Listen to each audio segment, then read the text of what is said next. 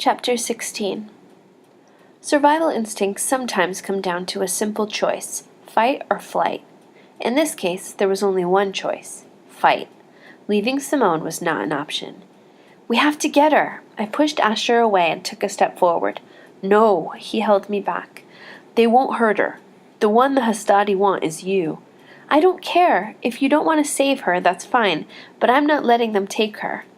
"You can't just rush over there. That won't help anyone." He looked up and down the street. "Don't move."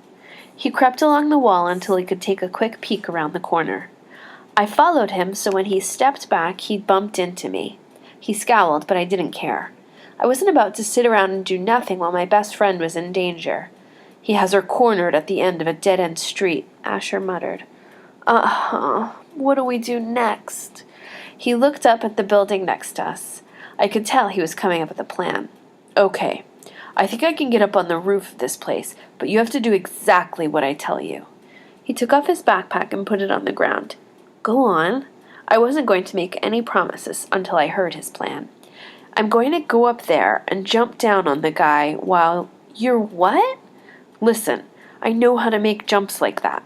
I'm going to knock him down, but you have to be ready to run."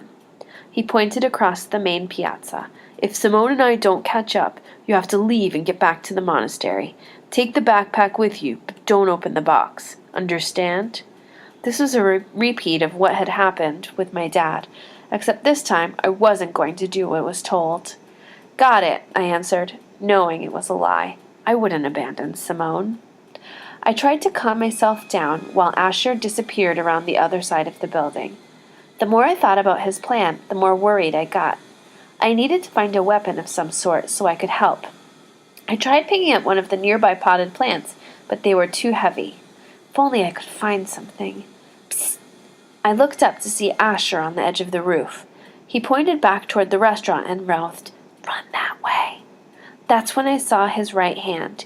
He had a wooden stick, a broom handle in it, so he wasn't completely unprepared. Maybe this would work. Besides, there wasn't much else I could do. I nodded. He disappeared, and I peered around the corner for the first time.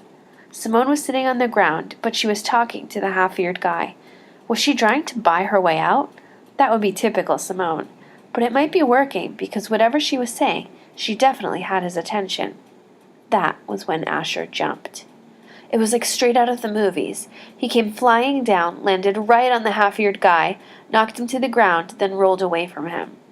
As Asher tumbled, the impact of the fall forced the broom handle out of his hand. It bounced and clattered against the cobblestones. "Run!" Asher yelled as the half-eared guy started to get up. Simone didn't waste a moment. She ran down the street toward me as Asher tackled the half-eared guy. "Cassie!" Simone screamed. I shoved the backpack into her hands and ran past her toward Asher. Bending down, I scooped up the broom handle, and just as the half-eared man pinned Asher to the ground, I swung and hit the man squarely on the side of the head. The half-eared man collapsed on top of Asher. Blood trickled out of a gash on the side of his head, but it looked like he was still breathing. "What are you doing?" Asher exclaimed, pushing the half-eared man off of him. "You were supposed to run." "You're welcome," I said, tossing the stick off to the side and hiding the fact that my hands were shaking. "Yeah, well, thanks." Asher glanced down at the unconscious man. "But we have to get out of here." "I know." We both ran toward the end of the alley where Simone was standing, holding the backpack in her hands. "Is he dead?" Simone had a horrified look on her face. "No, and he'll probably wake up any minute," Asher answered, taking the backpack from her and swinging it over his shoulder. "Now let's go." I took 2 steps and noticed Simone wasn't coming. She was frozen in place, staring at the half-eared man, who was starting to stir. "Simone!" I pulled her by the arm, but that wasn't what snapped her out of her trance-like state. It was the rumbling sound that reverberated through the stillness of the town. We both looked at each other, our eyes wide with fear. There was no mistaking the noise. It was a motorcycle.